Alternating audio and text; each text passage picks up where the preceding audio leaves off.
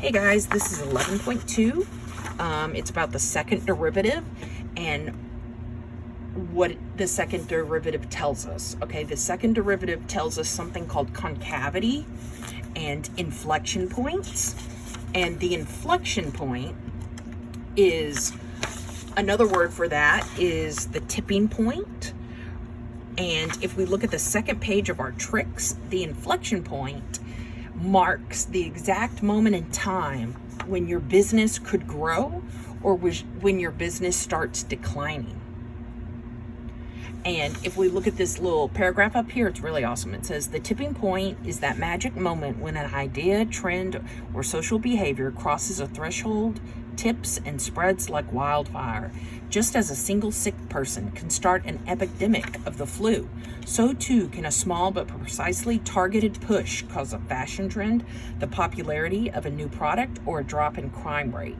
So that point at which your business grows or your business declines is called the inflection point.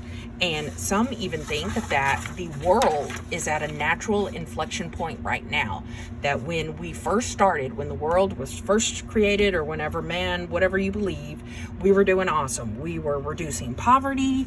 We invented technology. We invented the internet. We were doing awesome. And now we're here at 2024, where there is external threats to people like extreme weather, human trafficking, destruction, the cost of living, the food crisis, economic inequality, that kind of stuff. And right now, the world is at a tipping point or at an inflection point. And either from here in 2024, we can change for the good, or we can keep going in the same direction and decline. So if something isn't changed in the future of the world, then this is not going to mark the inflection point of economic growth and what we want to happen. It's just going to get worse.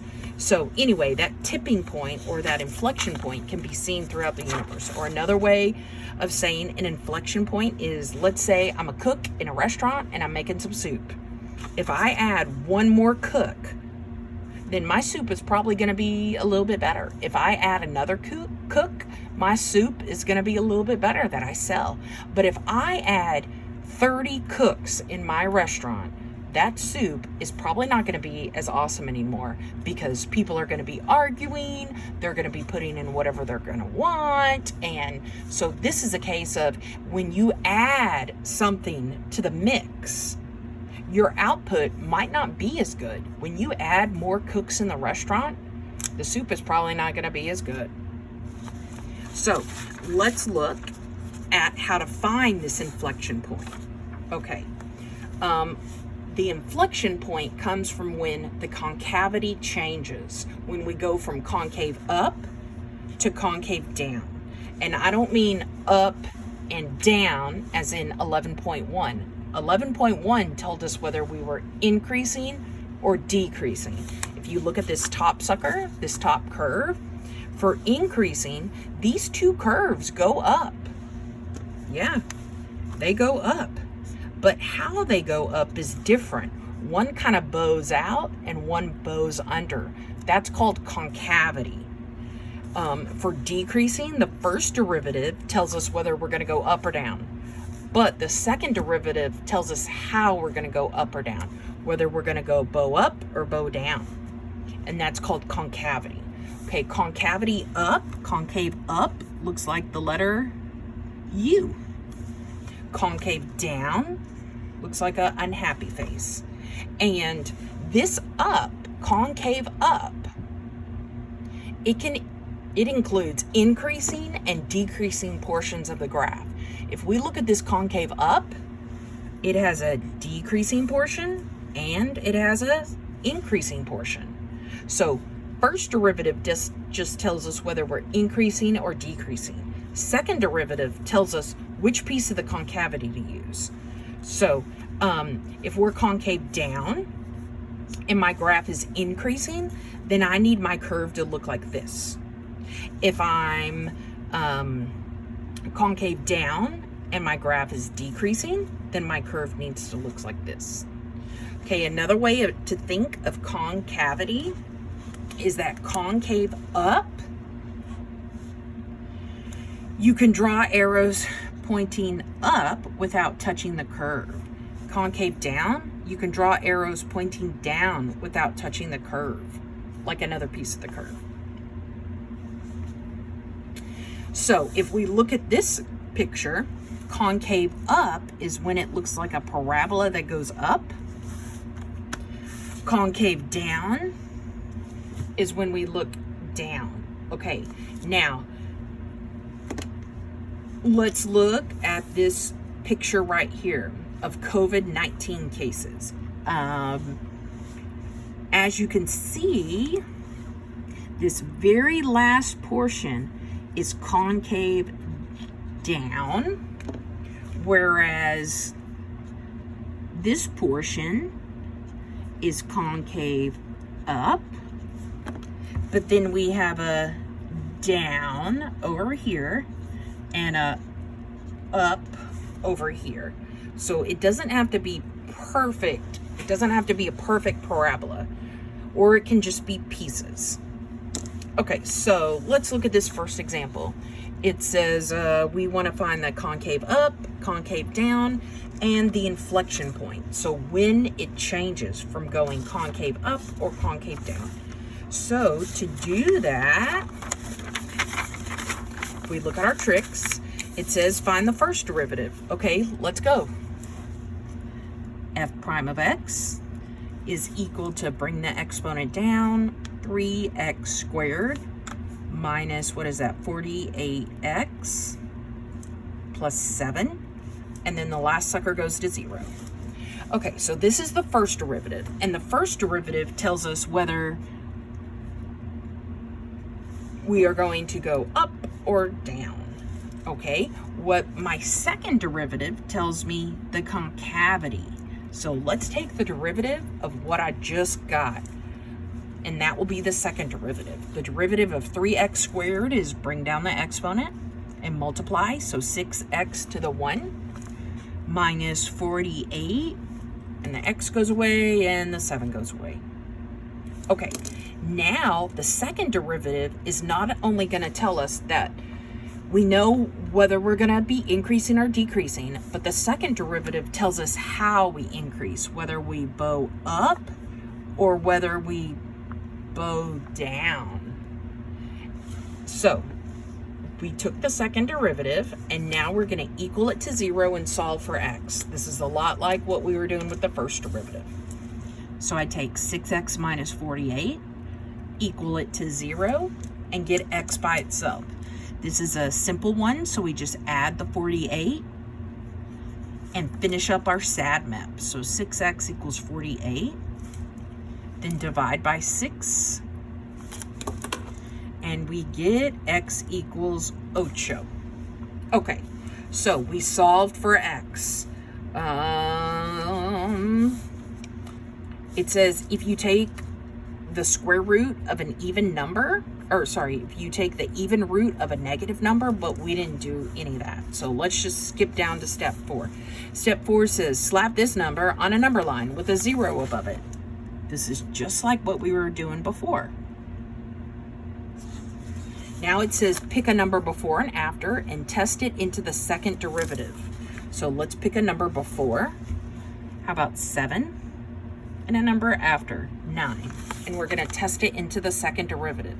It says plug it into the second derivative, label the number line with the results plus or minus, and draw arrows.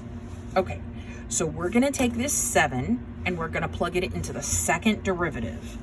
So f prime of 7 is equal to 6 times 7 minus 48. And I think that gives you negative 6. So since that's negative, I'm going to draw some minus signs and a down. So this is the same process as increasing and decreasing. Now let's check 9. I'm going to plug it into my second derivative of that 6x minus 48.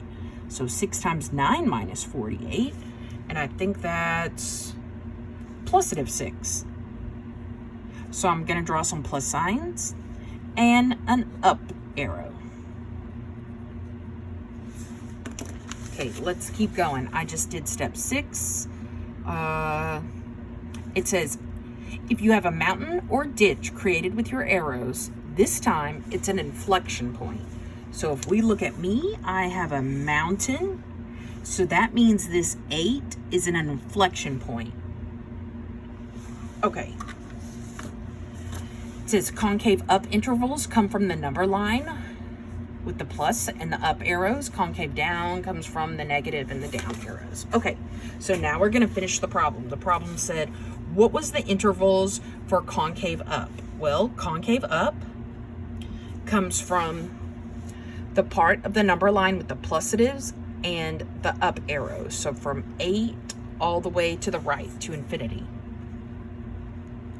And we use parentheses, just like increasing and decreasing from the first derivative. Concave down, it's negative infinity to 8 because of the down arrow. Okay, then it says, what's the inflection point? Well, I know part of my inflection point. It's 8 comma something. But to figure out the rest of the inflection point, as in the y value, let's look at our tricks. It says how to find inflection points. Complete the steps for concavity. We did. If the arrows, we already did that. Okay, step 3. To get the y value of the inflection point, plug the number into the original.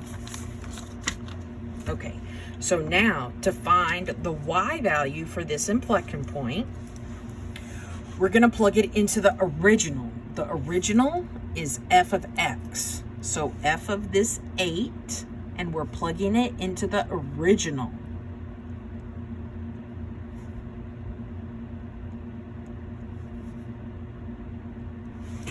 So I'm going to take this 8 that I got and plug it into the original. Every time you get a y value for a point, an inflection point, you have to plug it into the original.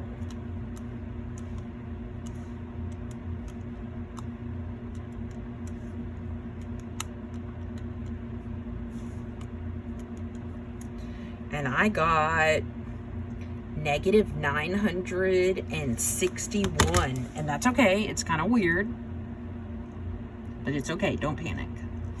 Okay, so my inflection point is 8 comma negative 961.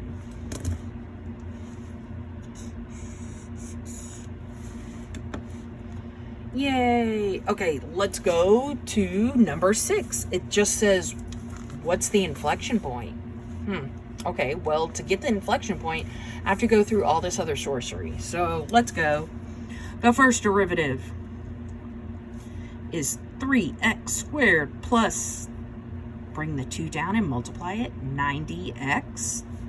Then we have to take the second derivative, and that's 6x plus 90. Then we equal that to 0 and solve for x. So we SAD map this. Subtract 90, divide by 6.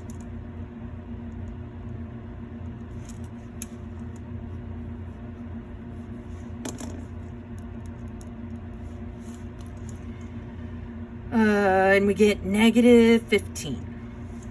Okay, so this is our critical point. Let's put it on the number line, negative 15. Then we're going to test a number before and after. Negative 14. Nope, that's the wrong way. Negative 14 is before it. Negative 16 is after it. Darn negatives. Okay. Now we're going to test whether these give us pluses or minuses, and then we get to draw our arrows. Okay, to figure out whether they get pluses or minuses, we're going to plug them into the second derivative. So we're going to put negative 16 into the second derivative, which is 6x plus 90. So let's plug in negative 16. And then we're also going to plug in negative 14.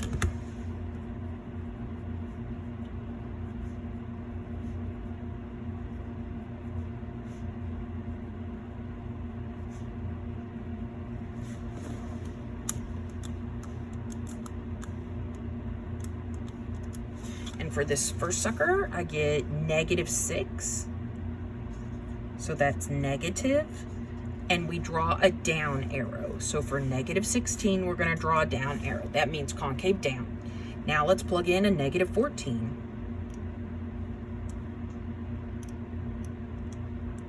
We get a +6. So since that's positive, that means we're going to draw an up arrow and we're concave up. Okay? Inflection points only happen at the bottom of a mountain or the top of a molehill. So we have, at the bottom of a molehill or top of a mountain. So we have the bottom of a molehill. So this is going to be an inflection point. So my answer is going to have -15 comma something. We just have to figure out that y value. Well, to find the y value of the inflection point, we always take that -15, but instead of putting it into the second derivative like we just did, for the y values, you always put it into the original f of x.